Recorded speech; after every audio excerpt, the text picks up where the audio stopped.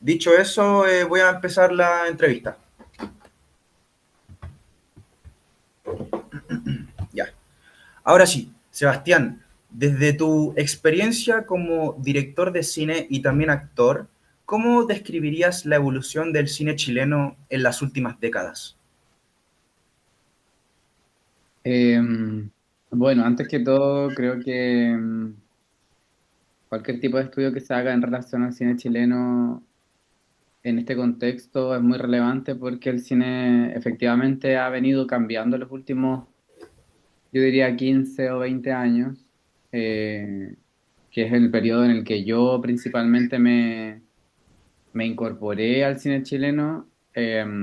Seguramente muchas de mis respuestas van a estar un poco abordadas desde un lugar más que nada como como intérprete, porque tampoco he dirigido tanto cine, solo he hecho dos cortos ¿Ya? que hice de una manera muy autogestionada, sin conocimientos ¿Ya? ¿Sí? técnicos y digamos como, claro, como ni técnicos ni de lenguaje audiovisual en particular. Yo no estudié cine, no estudié audiovisual, estudié teatro.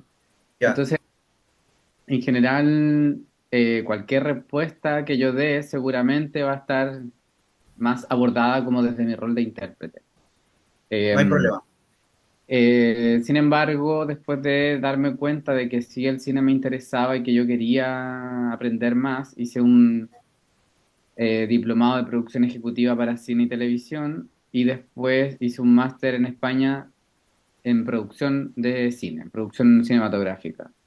Eh, entonces, lo que sé es más que nada en base a la teoría, porque de lo práctico, como te digo, solo he trabajado en estos dos cortos como director.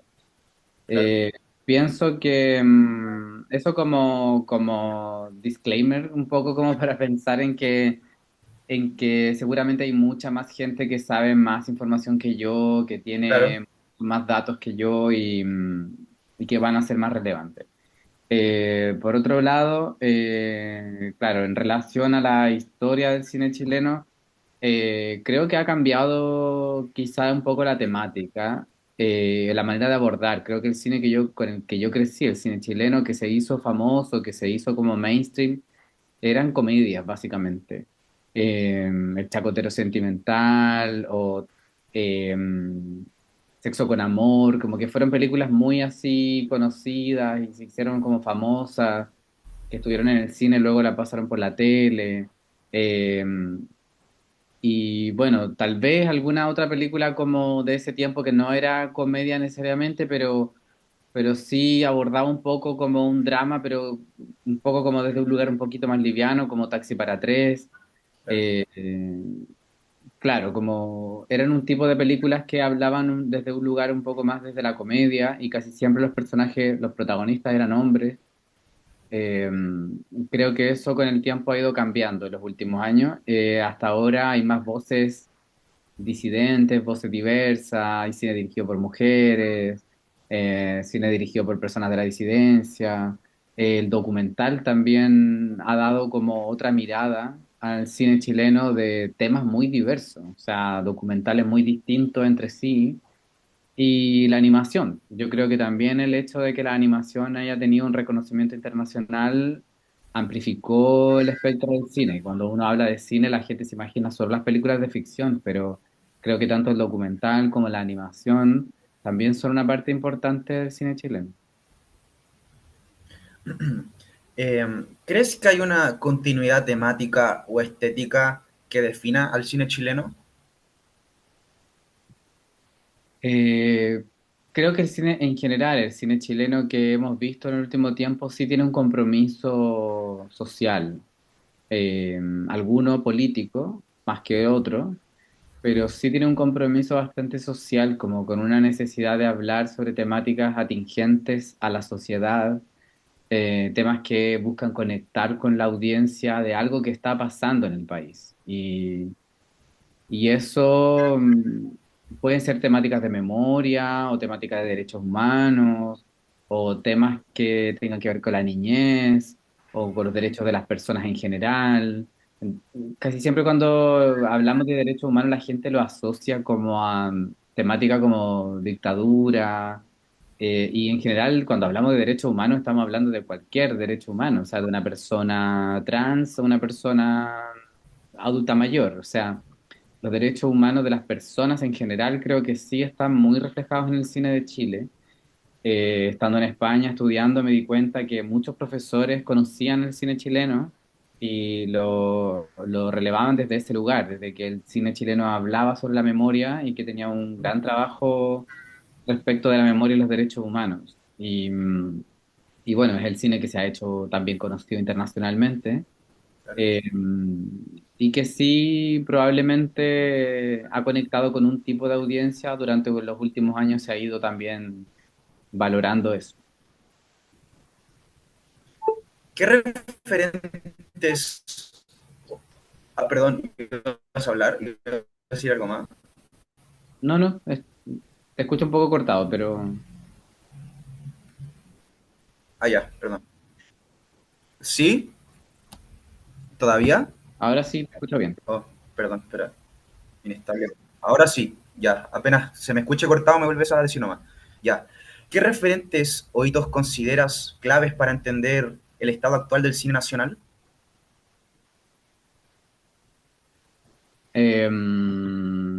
Referentes, o sea, como Como referentes, hitos. Sí, sí, sí, sí, momentos referentes, hitos. o No sea, referentes. sí, yo creo que, bueno, por una parte está como la teorización de Raúl Ruiz Ujú. y, y todo su propuesta y su poética, la internacionalización de su carrera, todo el trabajo que hizo fuera de Chile, eh, hablaba sobre una forma, una posibilidad de hacer cine sin tener, por ejemplo, el conflicto central como punto necesario para contar una historia, que era como una manera en cómo Hollywood narraba las historias siempre como desde un punto de vista desde el conflicto. Lo que hace Raúl Ruiz yo creo que también nos abre como un poco la cabeza a la gente que pensamos hacer cine en Chile y en Latinoamérica y seguramente en otros países de Europa, de que existe una posibilidad de contar una película sin necesariamente tener ese como esa obsesión con el conflicto, que es una cuestión como muy Hollywood, muy gringa. Claro. Por lo tanto, el cine chileno sí se ha permitido experimentar gracias a ese hito, un poco como a esa teoría poética de Raúl Ruiz. Yo creo que sí, de ahí en adelante como que surgió o ha sido como un hito importante. Y luego la creación, por ejemplo, de los fondos de cultura, el financiamiento, claro, como a pesar de que sea concursable, pero un financiamiento constante, que yo lo he visto en otros países latinos, que no todos tienen un financiamiento año a año, o sea, que cuando todos los años dudan si es que ese año habrá o no un financiamiento, y hay varios años que hay como un vacío. Por lo tanto, creo que el hecho de que exista un financiamiento anual donde los cineastas se puedan organizar y programar y postular y recibir un feedback, que es eso otro, es otra cosa, porque hay países en Europa donde tú postulas algo y no te dan ningún feedback de nada, como que ese ejercicio de también recibir un comentario de un par, de una persona experta en la disciplina también ha sido como un plus. Cada vez los ganadores cada vez sacan como 100 en todos los fondos, porque ya es como que cada persona se ha ido como perfeccionando y nuestro círculo ya está cada vez más arriba en la posibilidad de crear un buen proyecto. O sea, lamentablemente hay poca plata, entonces no se pueden adjudicar más, pero cada vez hay muchos mejores proyectos. Yo creo que también eso ha sido como parte de una política pública que ha insistido en la formación y en el financiamiento, digamos, gradual, constante en el tiempo. Y eso también a eso asociado al, bueno, los premios internacionales, en ese caso como los premios Oscar, Claro. con Historia de un oso, La Mujer Fantástica, eh, y también algunos premios como en otros festivales que son, no sé, en Cannes o Berlín. en Berlín, claro, Venecia. como Sí. en Locarno, que la Dominga Sotomayor, que no sé, pues ha sido como la única mujer, si no me equivoco, esto lo pueden corroborar, pero si no me equivoco, es como la única mujer en la historia del cine que ha ganado como un premio de dirección, que es una directora chilena, el premio de dirección en Locarno, entonces no estoy seguro si es el de dirección o si es el premio de jurado. Eh, pero también es un hito muy relevante y la imagen de Maite Alberdi, por ejemplo, internacionalmente ha sido también muy relevante.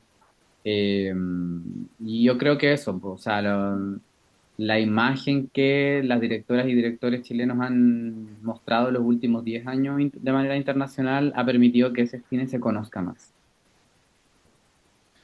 ¿Cómo ves la relación entre memoria histórica y creación cinematográfica hoy en día?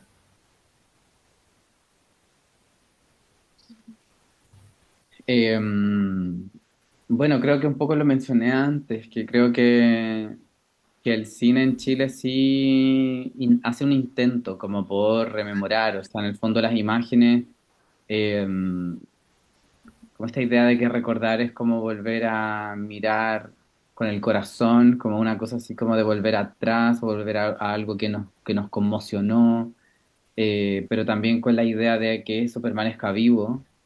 Eh, creo que es una constante en nuestro cine.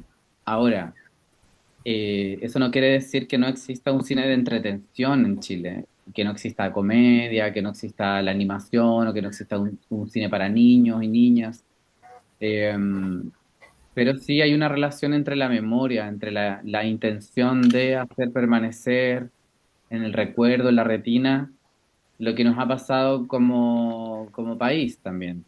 Y en ese sentido no solo hablo de la historia reciente, o sea, y creo que sí hay un punto como al debe, o sea, como algo que sí hace falta como recordar, y es que los inicios del cine chileno, a la hora de estudiar el cine, como que se habla de un cine muy presente, muy actual, pero los inicios del cine también, o sea, un poco como que se olvidan. Eh, hay un hito importante y una especie como de clave en las iniciaciones del cine, de la historia del cine del mundo, que Alice Guy es una mujer cineasta francesa que vivió en Francia y luego en Estados Unidos, pero ella es una de las pioneras del cine y se dice, hay unas teorías que dicen como que ella fue la que partió contando este cine narrativo, a diferencia de los hermanos Lumière que graban un poco más documental, el tren llegando a la estación o en fin, ella hace ficción, o sea, cuenta historias. Es como una de las primeras personas que cuenta historias y esa mujer vivió en Valparaíso.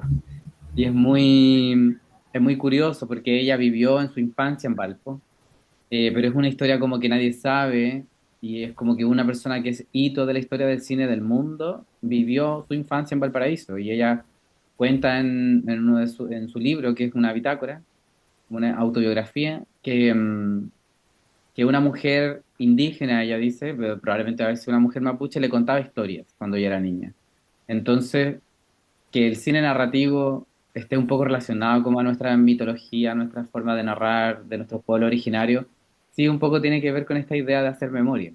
Y, y creo que sí, a eso sí le tenemos mucho como, estamos muy al debe con esa historia más antigua, digamos, de principio del siglo XX.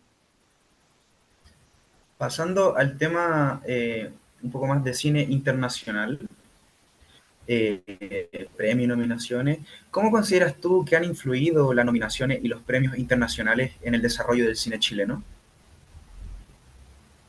Bueno, también lo mencioné un poquito antes, creo que ha permitido, y ya como para tocar otro tema, ha permitido, por ejemplo, que los actores y actrices puedan viajar por el mundo con sus películas. A diferencia de hace 15 años atrás, que era más difícil, o sea, un festival invitaba y era carísimo, y a lo mejor solo iba el productor, o tal vez iba el director, pero hoy en día una película, por muy pequeña que sea, viaja un equipo, o sea, viajan los actores, viaja las actrices, el director, y más gente del equipo incluso. O sea, creo que eso ha generado que el cine se pueda visualizar como un equipo de personas y no solo como una mente brillante, ¿cachai? Como no es solo una mente brillante un productor, sino que necesitó de actores y actrices y de una directora o qué sé yo. Entonces, En mi caso particular, la primera película en la que yo actué y que tuvo un protagónico, casualmente la primera peli que aparecí, yo era el protagonista, la película se estrenó en Roma y yo no fui, como a mí no me invitaron. ¿Es la de En- Miguel Ángel? sí, esa película es La Pasión de Michelangelo Sí. y yo me enteré como por Facebook que la película se estrenaba como mañana en Roma. Y claro, entonces eso es muy curioso porque eso hoy en día sería imposible, o sea, imposible que el protagonista de una película o la protagonista no vaya al estreno, aunque Claro. sea en Madrid, o sea, Sí. en cualquier parte del mundo, ya como que se considera que los actores y las actrices somos parte de este circuito, de este círculo, de este ecosistema que creo que estamos muy lejanos de llamarlo industria, lamentablemente aún, pero sí creo que hay un ecosistema cultural creativo del cual es muy necesario reconocer el trabajo de muchas personas, tanto los guionistas como los directores, las directoras de arte, en fin. Y en ese sentido, las personas que estamos delante de la cámara, sí que en el último tiempo, gracias a las nominaciones internacionales y a los premios, hemos podido internacionalizar nuestra carrera. Alfredo Castro, la Pali García, la Antonia Segers, o sea, un montón de actores y actrices que han podido viajar, gente como ahora La Mirada al Flamenco, que no son ni siquiera, bueno, hay algunos que no son actores ni actrices, pero que ellas pudieron ir a Cannes, o sea, al festival a recibir el premio. Esa cuestión como sería impensado hace 10 años atrás. Y que personas que no eran conocidas, no son famosas, algunas egresaron hace muy poco de la universidad, pero me parece valioso que eso suceda. Claro. Interesante lo que dices con el tema de la industria. De hecho, más adelante va a haber una pregunta con respecto a eso, pero ahora pasando ya al nodo 2, digamos, de la dimensión económica, la pregunta es la siguiente. Bajo tu conocimiento o la noción que tengas o lo que hayas visto, ya que dijiste que no tienes tanta experiencia como director, ¿cuál es la ruta habitual para levantar una producción cinematográfica en Chile? Bueno, lo que yo me imagino es que lamentablemente en los últimos años se ha hecho como muy presente que el desarrollo de los proyectos depende en gran medida de los fondos de cultura. Antiguamente existía un fondo que era de Corfo, que financiaba el desarrollo de los proyectos, es decir, la escritura de una primera versión del guión, una carpeta de arte y tal vez un teaser. Y para eso se postulaba con un grupo muy acotado de personas y tenías un financiamiento, digamos, no sé cuánto era el monto, no era mucho, pero no voy a inventar, pero digamos que eran, no sé, 20 millones, que era como algo así que alcanzaba como solo para eso. Y luego con ese material ya se podía aplicar y postular a otros a otros contextos de desarrollo o al fondo audiovisual. Eh, También algunas personas postulan al fondo de guión por sí solas primero y luego ya con una versión de guión escrita pueden empezar a buscar una productora a quien presentarle el proyecto. En el fondo hay muchas formas, yo creo que no hay una y tampoco son lineales. O sea, una productora puede estar postulando un proyecto al fondo de guión y al mismo tiempo postulándolo a un festival para desarrollo en un laboratorio. Eh, Hay muchos caminos que son paralelos, ¿no? Y es un poco cansador, creo yo, porque el camino menos de 5 años no te va a tomar. O sea, desde 5 años hacia arriba, incluso más, o sea, incluso 10, podrías estar en el desarrollo, entre el desarrollo y llegar a la producción de una película. Entre producir, filmar y estrenar, quizá pasen 10 años. Y, y claro que para eso una productora, una empresa productora o un productor no puede tener un proyecto solamente, o sea, va teniendo varios en distintas etapas. Y eso también hace que seguramente una productora no pueda abarcar todo el proceso o de repente tenga que abandonar un poco más un proyecto y el otro. Y en ese sentido, claro, muchos proyectos se quedan en el camino, no por la falta de interés porque no sean relevantes, sino por la falta de financiamiento. Y, y también porque durante algún periodo se han quitado algunas ayudas, como por ejemplo la del Banco Estado, que era para la finalización, para la postproducción, y que ahora se retomó hace un año, creo, el año pasado. Pero claro, hubo un periodo largo en que no existió ese fondo y mucha gente contaba también como con ese fondo para postular para terminar la película. Pero sí, es evidente que estamos muy faltos de financiamiento porque además el cine es un producto muy caro, muy costoso y también creo que eso se ha hecho como presente de que es la única forma de hacer cine, como hacer un cine carísimo que cueste, no sé, $1 millón o a lo más medio Ujú. millón de dólares como una película pequeña, ¿cachai? Como en realidad en Chile se puede hacer cine con mucha menos plata, pero como mucha gente del cine también trabaja en la publicidad, se empiezan a cruzar algunos números, presupuestos de personas que trabajan, técnicos que trabajan en una publicidad, después quieren como un poco sostenerse y ganar un poco lo mismo haciendo una película, cuando en realidad los fines son muy distintos. Entonces, en ese sentido, creo que el documental nos ha enseñado a que sí se puede hacer cine con muchos menos recursos y hacer una buena película. Nombraste algunas claramente, pero ¿podrías decirnos cuáles son las entidades privadas, fondos locales o internacionales que suelen estar presentes en la financiación de proyectos cinematográficos? No conozco tantos, pero en Yo Chile conozco. está el Fondo Audiovisual, que es ¿Mm? del Fondo de las Artes Escénicas, y que ahí financia, claro, el desarrollo, la escritura de guión, la producción o la postproducción y la distribución, diferentes etapas. Hay ahora una línea que es de fortalecimiento de proyectos, o sea, cuando un proyecto ya está medio armado, pero como el seguir fortaleciéndolo antes de ir a un rodaje. Eh, Hay otros fondos que son de formación, que son becas, y que eso también le permite a las directoras, directores, cineastas en general, incluso técnicos, actores, formarse en alguna disciplina en particular, en animación o en actuación, o en dirección de foto, en fin, aquí en Chile o afuera. Y eso también ha permitido que la calidad de los productos cinematográficos en Chile haya mejorado. Eh, Y internacionalmente está el fondo de Ibermedia, que es un fondo que se postula internacionalmente en coproducción con otra productora que tiene que estar en otro país. En el fondo tiene que pertenecer a la red de Ibermedia. Eh, y hay un montón de otros festivales que tienen premios también, o sea, premios de Work in Progress a nivel internacional. Cuando una película ya está lista, se postula y la película puede recibir un premio para, no sé, la postproducción, el color, el sonido. Eh, y también el hecho de tener alianza con otro país permite que ese otro país pueda postular a un fondo de su país. Es decir, en Costa Rica alguien podría postular como a coproducción a un fondo, digamos, como el símil del fondo audiovisual, pero en Costa Rica o en Argentina.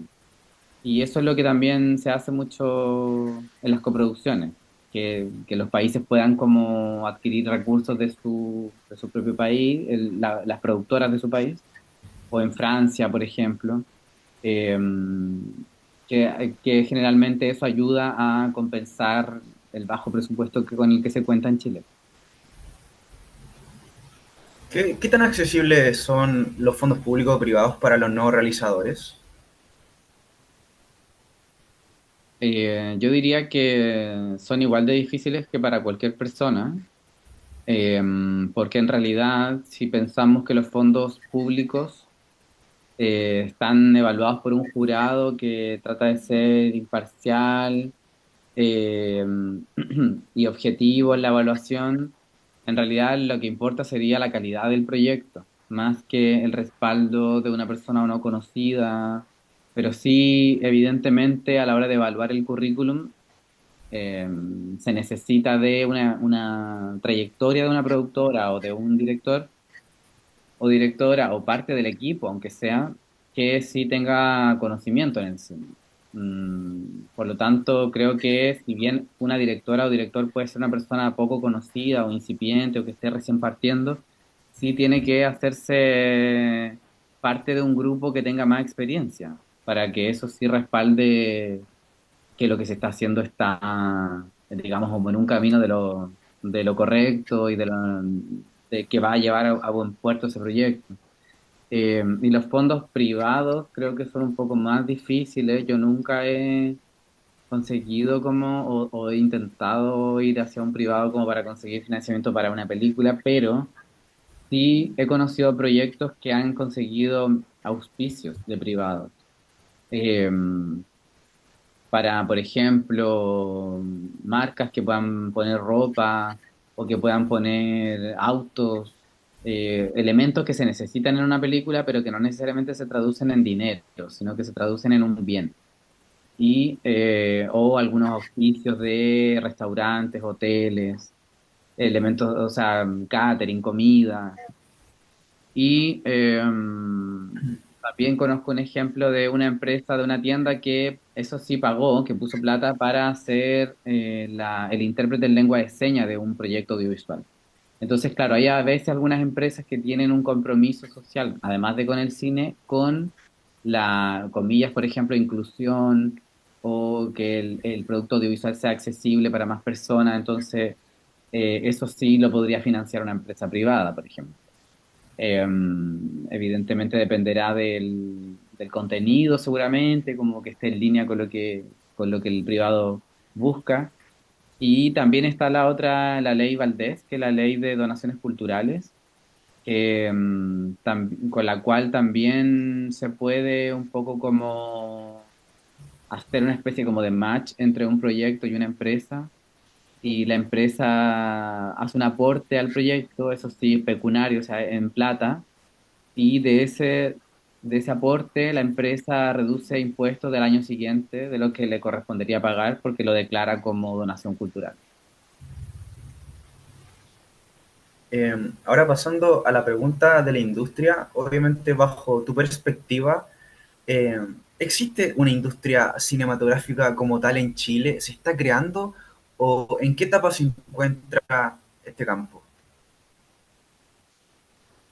Yo diría que para que existiera una industria como tal, por una parte debería existir una cadena de recursos y de personas, de recursos humanos y de recursos técnicos que pudiera sustentar eso, sostener que existiera más diversidad, más competencia, en el sentido de que en esa competencia también existan posibilidades de entrar eh, y de diversificar los rostros, las caras, los temas, los guiones, las historias que se cuentan, los presupuestos, las formas de hacer cine. Hasta ahora creo que eso no existe. Es decir, hay una única manera de hacer cine, hay algunos ejemplos, algunas personas que se salen un poco de esa línea, algunas productoras son pequeñas que han dado pasos importantes en festivales internacionales, pero no así a nivel local. O sea, no se traduce eso en salas, cantidad de salas en Chile, ni cantidad de vistas en el cine ni entradas, o sea, taquilla, cero. Entonces, creo que no hay una política pública que fomente el hecho de que exista una cuota de cine chileno en los cines nacionales. Eh, no existe tampoco una diversificación de agencias de casting que permitan que entren personas distintas al cine, es decir, las agencias de casting están en Santiago, buscan más o menos como dentro de un rango, eh, responden a un tipo de cliente que puede ser una plataforma o puede ser una productora, pero es el tipo de cliente que le puede pagar a una agencia de ese tipo y que generalmente buscan un tipo de personas, como un tipo de, características, particularidades físicas. Y, y también creo que tampoco hay una agencia, no hay tantas agencias de representación de actores, que creo que eso también es súper importante para que asimismo ellos puedan buscar posibilidades de entrar a los actores en las películas, de diversificar esos rostros y esas historias, descubrir talentos, porque ya el talento audiovisual, cinematográfico, técnico, fotográfico, ya existe, o sea, ya es notorio, ya se ve. Hay directoras increíbles, directores geniales que han estado en festivales, han ganado premios, pero las personas que estamos delante de la cámara siguen siendo los mismos, o sea, siguen siendo un grupito, un grupo de personas. Por lo tanto, eso hace que la gente ya no se acerque tanto al cine, porque seguramente no se siente ahí, no se siente reflejada, o lo ha visto tanto que ya la historia como que no le convence. En fin, es como ver al mismo que antes hacía de esto, ahora lo estoy viendo haciendo de esta otra cosa. Entonces, como ahora hay un ejemplo muy reciente de una película que se llama Denominación de Origen, donde aparecen personas que no son actores ni actrices, pero que causó como furor en salas porque la gente, al parecer, vio gente real, como que vio personas reales en cámara y eso les provocó como un deseo de querer ir a saber qué estaba pasando ahí. Y parece que la película es entretenida, yo todavía no la veo, pero me han comentado que es entretenida, que es emocionante, que la gente lo pasa bien, en el fondo se sienten invitados. Pero si ven a los mismos que hacen la teleserie después haciendo la película, en el fondo es como estoy viendo lo mismo que ver la tele. Sí. Eh, no es que la gente no quiera apoyar el cine chileno, sino que yo creo que ahí hay una clave y es por eso que la industria no se ha podido desarrollar tanto. Y también el hecho de que en regiones no se pueda grabar tanto. O sea, generalmente los fondos audiovisuales de largometrajes se los llevan productoras de Santiago. Es decir, muchos de esos rodajes se hacen en Santiago o se producen totalmente en Santiago y luego se va a la región de, no sé, de los lagos a filmar 2 semanas. Y al final eso igual se traduce en lo voy a decir muy entre comillas, pero como en un extractivismo cultural. Como alguien que produce una cuestión de manera muy centralizada y luego va a otro sitio a como a extraer este recurso visual, natural, incluso como, bueno, ahí contrataré a algunos extras como para tener personas de fondo, pero talentos de región, historias de región, hay muy poca. Entonces eso evidentemente no genera un vínculo y por eso no, tal vez no hay un deseo de una industria más allá, o sea, desde la creación hasta la distribución, porque una persona de Arica, ¿por qué quisiera ver una película que hicieron en Santiago, filmaron en Santiago con actores que no me habla a mí seguramente? Sí. Eh, entonces, creo que en ese sentido, claro, la distribución claramente tiene que ver con parte de esta industria incipiente y hasta ahí hemos llegado. O sea, se han hecho películas increíbles, se han contado historias muy buenas, técnicamente el cine chileno está en una calidad internacional, gana premios internacionalmente, pero no conecta con la audiencia local. Y esa es la principal, yo creo, como traba, el principal problema. Van a haber preguntas en relación a eso. Oye, Sebastián, una pequeña acotación. Nos quedan como 2 o 3 minutos para que se cierre esta sesión, esta reunión. Si llegase a pasar eso, te podemos mandar el link actualizado. Nos van quedando una tanda como de 6 preguntas nada más. Ya estamos casi terminando. Sí, yo como máximo 5 para las 4 tengo que terminar. Ya, no, es que se va a cortar ahora como en 2 minutos, así que voy a hacerte una pregunta, pero lo más probable es que quedemos a la mitad. Pero de verdad ya estamos terminando, así Vale. que para que estés atento porque te voy a mandar el link. Ya, ahora pasamos al nodo 3 que tiene que ver con la dimensión política. Eh, ¿Sientes que existe una política de Estado coherente y a largo plazo hacia el cine chileno? Em, Creo que ha existido una política sobre todo con la creación del Ministerio de la Cultura y las Artes y el Patrimonio. Em, que no solo habla sobre el cine, sino que habla en general sobre la creación cultural y artística en Chile.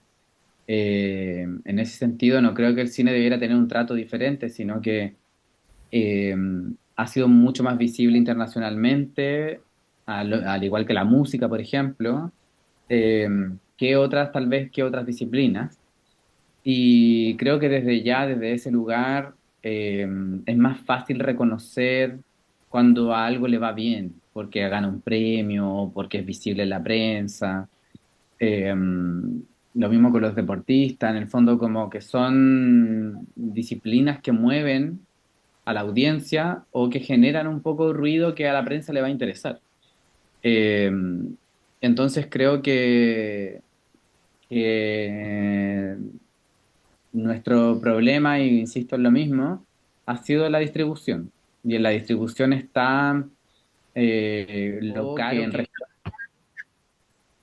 perdón. que en regiones, por ejemplo, algunos buses, los buses eléctricos tienen pantallas y en esas pantallas se podrían pasar los trailers o información sobre las obras de teatro y películas chilenas, porque finalmente es parte de nuestro transporte público, es lo que estamos pagando todos, está parte de nuestros impuestos ahí y la cultura nacional y lo que ha financiado el Estado es parte también de su inversión, o sea, en el fondo es usar los recursos que ya están de una manera en que esa creación pueda llegar a las personas. Eso yo lo vi mucho viviendo en España, viviendo en Madrid, donde los autobuses, las micros, tienen en las pantallas constantemente difusión, información cultural, porque entienden que la cultura es una parte fundamental del día a día de la gente. Y si uno quiere comprar una entrada para una obra de teatro, o sea, las entradas se agotaron hace 2 meses y hay espectáculos todos los días, todo el tiempo. Entonces, es porque realmente la difusión es una parte muy importante y no se le puede como cargar todo al creador, porque el creador ya tiene una gran tarea con crear la obra y que el Estado no te ayude a difundirla o que el canal estatal, el TVN o qué sé yo, no difunda los trailers de las películas, como que también me parece mal. O que en las mismas salas de cine existiera una cuota de difusión y que antes de ver una película te pasen el tráiler de una película nacional. En el fondo es utilizar lo que ya está y no necesariamente otorgarle un privilegio a nadie, sino el Estado que cumple un rol en la difusión y también creo que sea después de la pandemia sobre todo y seguramente como por un rol como de ahorro, de ecología o lo que sea, pero se ha dejado de hacer una difusión física, difusión en papel. En algún momento existieron revistas, por ejemplo, de difusión o medios de prensa o que dentro de algún medio oficial existiera como una especie como de apartado, boletín cultural que se le pudiera entregar a la gente de manera gratuita, porque eso también, toda la digitalización de la cultura ha alejado a las personas mayores. Las personas adultas y las personas más mayores que no tienen esa cercanía con lo digital también empiezan a sentir como esta fatiga de la no conexión, de la no oportunidad, es decir, como la cantidad de información y de actividades que se difunden no son para ellos, porque ellos no, pareciera ser que no están invitados a esta actividad. Hablo a diario porque también tomo clases donde hay personas más mayores y les cuesta mucho, o sea, como entrar a WhatsApp o descargar un archivo o cómo veo este video y cómo me meto a esta cuestión y el Estado se ha gastado un montón de plata en diferentes programas para hacer actividades online. Y Claro. creo que esa modalidad funcionó durante la pandemia y salvó a mucha gente de muchas cosas, pero no es la única forma ni se debería quedar como la única manera.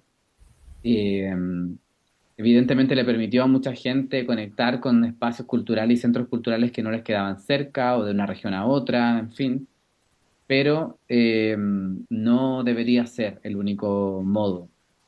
Las personas mayores no tienen ese acceso porque no tienen la información y luego porque algunos lugares no cuentan con accesibilidad para personas mayores o no están pensados para ello. Los horarios en los que se dan las películas o las obras de teatro a las 8 o 9 de la noche, donde una persona mayor probablemente por el miedo, por el transporte público, no va a salir de su casa.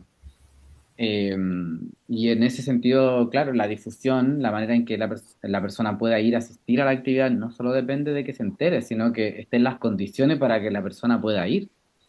O sea, todo se lo dejamos también al espectador a que, bueno, tienes que tener un auto para ir a un cine, porque transporte público quizá cuando salgas de la película no va a haber, o va a ser muy peligroso.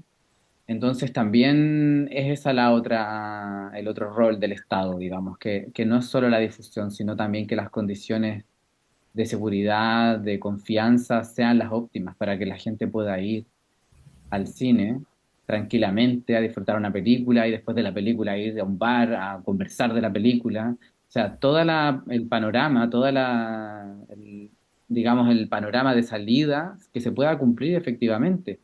Todas las personas que vivimos de la cultura vivimos en ese horario, en el fondo. Nuestra vida depende de eso, de que al lado del teatro hay un bar donde la gente pueda ir a conversar o a comer algo después. Pero si todo ocurre o en un mall o en un horario en el que la gente no puede ir, entonces cada vez las salas van a estar más vacías. Sebastián, tres preguntas más para finalizar y no robarte más tiempo, por favor. Bacán. Eh, ¿Qué tipo de leyes, marcos o políticas, obviamente bajo tu perspectiva, crees que hacen falta para profesionalizar más al sector audiovisual o para fortalecer al cine como una industria como tal? Em, bueno, he dicho varias. Por ejemplo, la ley de la cuota de cine chileno. Em, Creo que también un banco de cine nacional como ha sido el de Onda Media ha permitido que mucha gente pueda acercarse al cine chileno sin tener que pagar una suscripción, que me parece bien, pero al mismo tiempo es complejo porque las personas que trabajamos en estas películas y hemos puesto a disposición nuestro trabajo, no recibimos una remuneración por esas visualizaciones. Y ahí es como que el Estado está un poco como incumpliendo la propia ley por el pago de derechos de imagen de los actores y actrices, que hace una pelea que Chile Actores ha estado dando durante mucho tiempo con varias plataformas y entre ellas Onda Media o el CNTV Play, que también pone a disposición las series de televisión y en fin, pero con el, digamos, como con el único, pero el único problema es que nosotros los actores que estamos ahí no recibimos nada por ello. Hace 10 años atrás, una productora nos pagó, el fondo financió la creación de esa obra, ok, pero han pasado 15 años y todavía la obra se sigue explotando. Entonces, a esas personas no les llega nada y muchos de ellos son personas mayores hoy en día. El estudio que hizo Chile Actores hace muy poco dio a conocer datos que son críticos, o sea, de personas que ganan mucho menos del mínimo, gran mayoría de los actores ganan mucho menos del mínimo, gente que trabaja 3 o 6 veces al mes. Muchos de ellos, o sea, me incluyo, no trabajamos siempre. O sea, uno trabaja en un periodo y luego pasan meses de no tener nada. Gente que tiene otro trabajo, como que fuera de totalmente de su disciplina para poder subsistir. Sí. Por lo tanto, nos podemos dedicar plenamente a lo que hacemos y eso es porque no hay una garantía de que el Estado nos pueda sostener la cultura. Y, y eso creo que sin duda que depende de que lo que nosotros hagamos pueda ser sostenible en el tiempo económicamente. Eh, y por eso digo, claro, una cuota de cine chileno podrá ser un punto, la difusión también podrá ser otro, el pago de derechos de autor también, el respeto de los derechos de autor, no solo el fomento, no solo el hecho de financiar más y dar más recursos, que sin duda que son necesarios, porque siempre se quedan cortos. Y bueno, también, como decía, esta idea de buscar una diversificación regional, una mirada regional hacia la creación del cine chileno. Oye, ya pasando el tema de la audiencia para ir cerrando, eh, ¿por qué crees que muchas películas chilenas no logran atraer a grandes audiencias pese a su calidad y premios, por ejemplo? Yo creo que este es un problema más profundo y que no creo que solo ocurra con el cine, creo que ocurre con los museos, ocurre con las obras de teatro, con los libros. Eh, y es que en Chile en general no hay una educación artística que permita sostener una producción. En el fondo, la producción del arte ha ido increciendo, pero la demanda, digamos, como la necesidad de visualizarlo, de entenderlo, ha sido menor. No ha ido como en correlación a ese crecimiento. Eh, Hay regiones y hay, digamos, excepciones con este proyecto de cine escuela, en el cual alguna vez me tocó ir a presentar películas en Valdivia, me acuerdo, o en San Antonio, en diferentes lugares, en Santiago también. donde colegios, profesores se inscriben para hacer una escuela que cobija el cine chileno. Entonces se programan películas o se invitan a directoras y directores y ellos cuentan con un material pedagógico como eh, material con el cual poder hacer entrar a los jóvenes a la película en términos técnicos y estéticos, pero no es una política nacional en la cual ellos estén obligados, o sea, una cosa voluntaria. Por lo tanto, creo que la disciplina cinematográfica en los colegios no está tan enseñada y por lo tanto apreciar el cine es muy difícil. O sea, para mucha gente se le hace difícil, se le hace inentendible. eh, Hay cosas que, por ejemplo, la gente aún se queja sobre el audio, sobre el sonido, sobre cómo hablan los actores, hablamos los chilenos y que no se entiende. Generalmente las películas internacionales están todas dobladas, a veces por los mismos actores, pero están dobladas para que el sonido se escuche muy bien. En Chile el sonido es el sonido directo, o sea, lo que se grabó, se grabó. Y si pasó un avión o pasó una bomba de bombero, una ambulancia, puede ser que se repita, pero generalmente no hay tiempo. Entonces, el sonido es una cosa que también aleja a los espectadores. Probablemente algunos temas o algunas formas de abordar el cine. Y que creo que hay un cine que ha funcionado muy bien internacionalmente porque tiene subtítulos. Entonces, no necesito entender lo que están diciendo porque en Europa lo voy a ver con subtítulos. Y también porque en Europa existe esta mirada sobre lo latinoamericano que también puede un poco como romantizar esta un poco como idea de aldea Latinoamérica, como una gran cosa, y que de repente esto parece curioso, parece interesante, es algo no visto, para países que están ya tan desarrollados, como temáticas que a nosotros hoy día nos aquejan, para ellos probablemente sean una cosa curiosa, y por eso probablemente enganchan con festivales internacionales. Pero la audiencia nacional sí se ha quedado un poco atrás. O sea, creo que la película más vista hasta ahora de la historia de Chile es Kramer. Sí, de taquilla. Y Gran- entonces, claro, es como una película que no iría a Cannes. O sea, no es Sí. una película que busca un fin estético ni un fin discursivo en ese sentido como para ir a festivales, pero sí conectó con la audiencia. Entonces, es una gran interrogante y es un gran desafío del por qué una película sencilla, entre comillas, con una tesis un poco, claro, como cercana, sencilla al espectador, sí logra convocar masas. Entonces, claro, no es que uno tenga que hacer un cine de ese tipo solamente, sino que podría existir un tipo de cine así también. Hay cine para todo, debería haber cine para todos, y qué es lo que puede como llegar a financiar el Estado o participar en ello el Estado. Y ahí creo que sí es el desafío que nos aqueja hoy en día. Oye, con respecto a eso que decías, bajo tu propia óptica, ¿cuáles crees que son las historias que sí se valoran hoy en día o que sí gustan al público? Es bien curioso, bien difícil la pregunta, porque Es un poco amplio. no, y porque en términos audiovisuales hoy en día creo que ha existido como un auge sobre lo documental, entre comillas, que no es el documental que en el cine o en la historia del cine conocemos, sino que está más relacionado como a la docu-realidad, como una especie como de reality. Eh, por lo tanto, creo que la gente Topo, por ejemplo, cumplía un poco, estaba como en ese filo entre documental y reality, porque el personaje estaba actuando, porque habían pautas, porque había una mirada externa, porque había una directora, porque todos sabíamos que no era real, pero al mismo tiempo los personajes que estaban dentro sí reaccionaban la mayoría de forma real.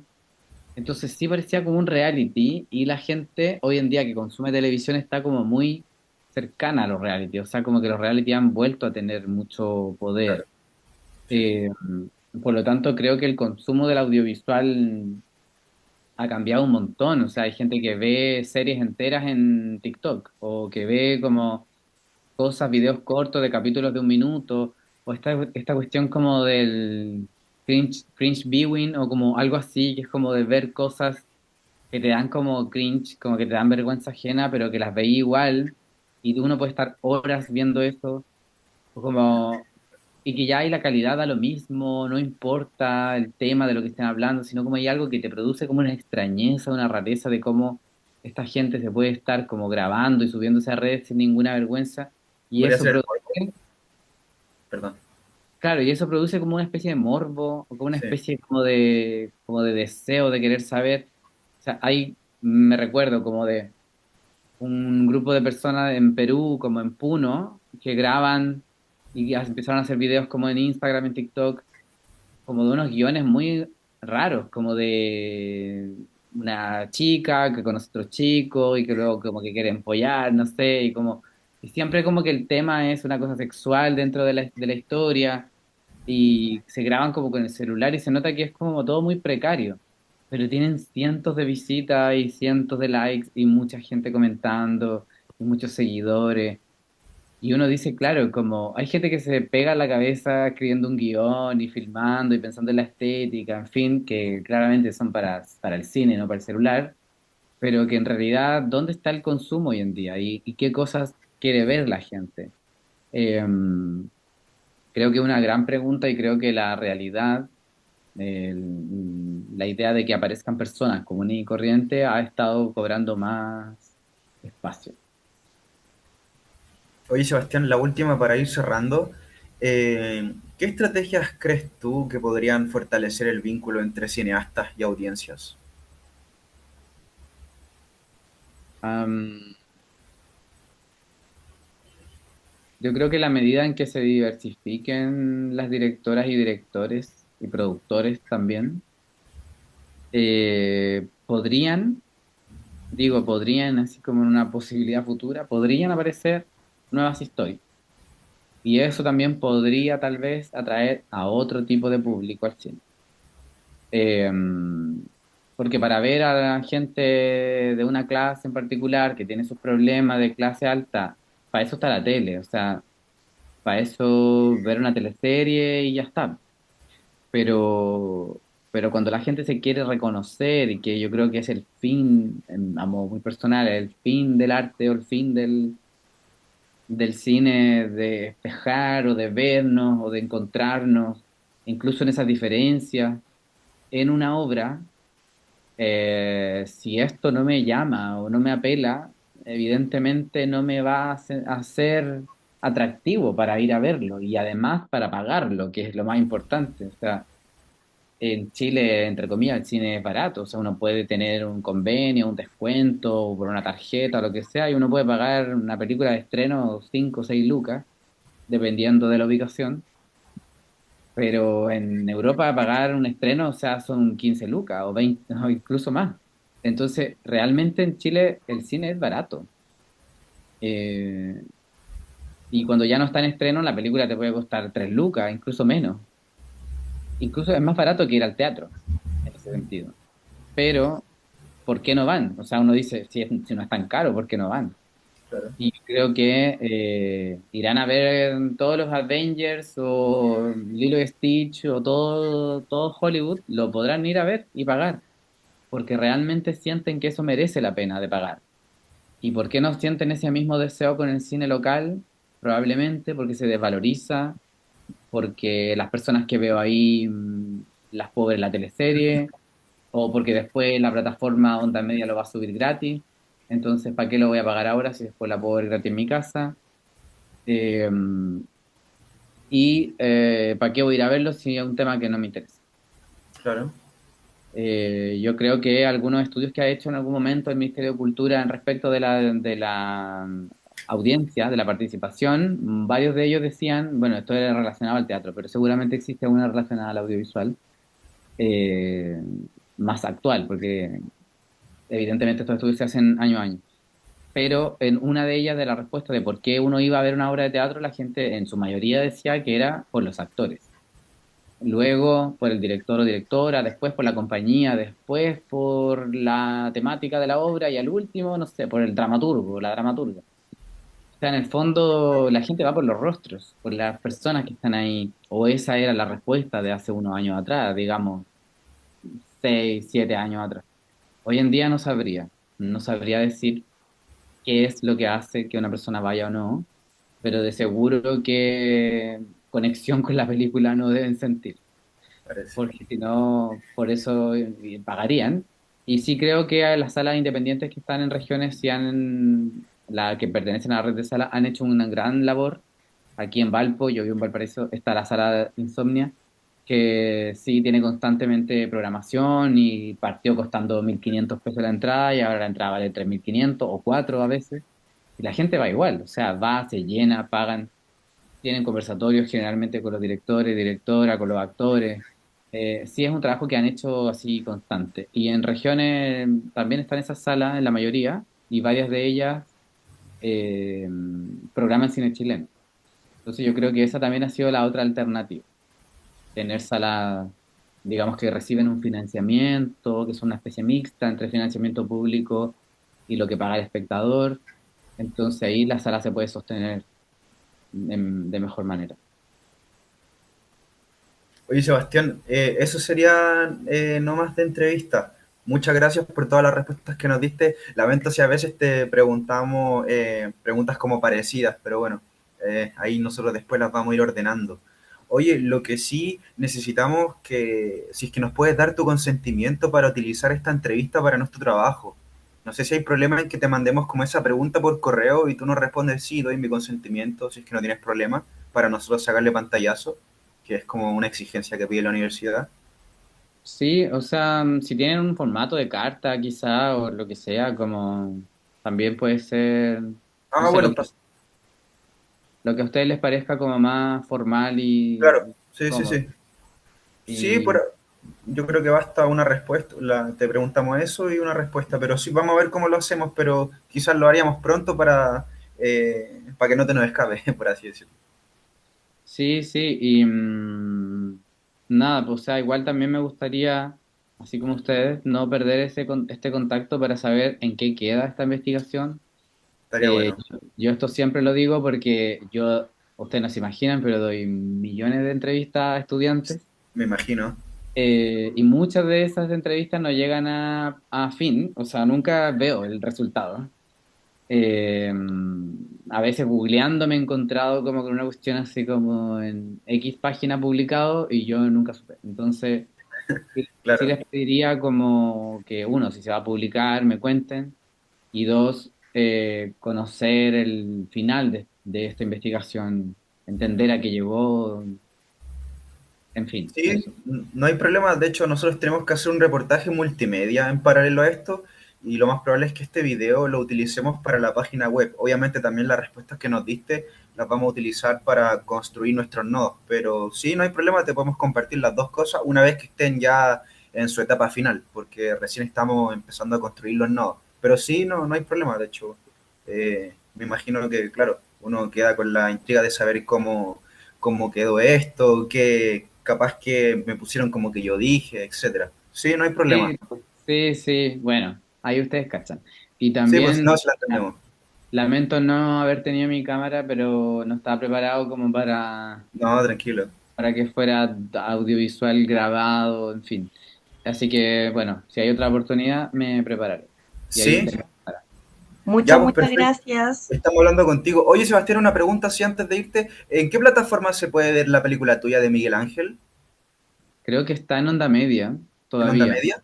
Sí, porque la habían subido hace un tiempo y onda media funciona así. Sí, sí, Eh, sí.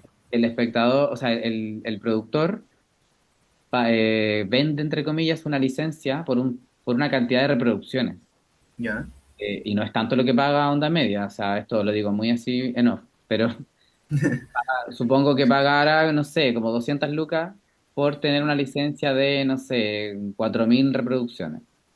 Y entonces, a medida que se van agotando esas reproducciones, luego ya se acaba la licencia. Entonces, el productor vuelve como a recuperar su obra. Y si Onda Media, si es que a la película le fue muy bien y Onda Media la quiere volver a tener, tienen que como volver a pagar esa licencia. Chuta. Entonces, no sé si seguirá ahí aún, Pero, por ejemplo, Mala Junta, yo sé que creo que todavía sigue ahí, pero es porque han renovado la licencia muchas veces porque le va muy bien a la película ahí. Claro, claro. Entonces, eso, pues como que Onda Media le paga la licencia así como seguido. Bueno, entonces tendré que revisar Onda Media a ver si está, Ya, pues, que tenía acá, ganas de verla. Ya vos, Sebastián, muchas gracias. Agradecido por la oportunidad y que te gusto, vaya bien. Ten un buen día. está Ahí te muy mandamos bien. la pregunta para el consentimiento para que estés atento. Muchas Vale. gracias. Gracias. Chao, Hasta luego. Laura. Chao, chao. Chao.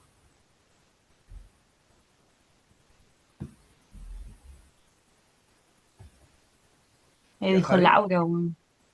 Oye, weón, te agilaste. Al principio el weón dio la mera respuesta y no la estáis ni grabando. Menos mal te dije, weón, graba.